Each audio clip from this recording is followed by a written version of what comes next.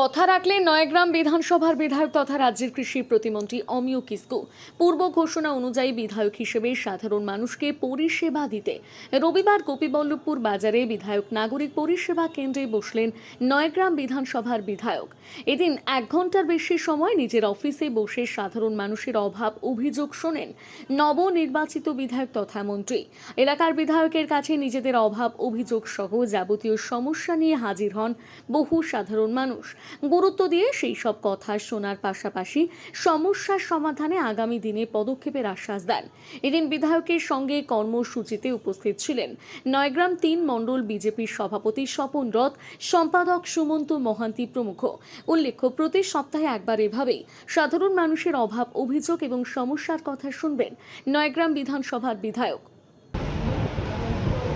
দায়িত্ব পেলে দায়িত্বটা পালন করতে হবে। সেই অনুপাতেই আমরা যতটা পেরেছি, আমার কার্যকর্তা যারা আছে সবার সহযোগিতায় ছোট্ট একটা কার্যালয় আমরা করেছি। তো কার্যালয় ছোট হলেও পরিষেবা দেওয়ার ক্ষেত্রে যথেষ্ট। তো বৃষ্টি হোক আর ঝড় যাই হোক না কেন, জনগণের পরিষেবা দেওয়ার জন্য আমরা যেহেতু অঙ্গীকারবদ্ধ, সেই জন্য আমরা সে কাজে ব্রত হয়ে নিয়েছি। অভিযোগ অন্নপূর্ণা নিয়ে, কিন্তু অন্নপূর্ণা সমাধানের জন্য আজকে কিছুটা সুরাহার একটা খবর আমরা পেতে পারি। মাননীয় মুখ্যমন্ত্রী মহাশয় আমাদের কিছুটা নির্দেশ দেবেন, আর চেষ্টা চলছে যাতে যাদের অ্যাকাউন্টে টাকা ঢুকে নেওয়া সেটা ব্যবস্থা করার জন্য সরকার করার চেষ্টা করছে।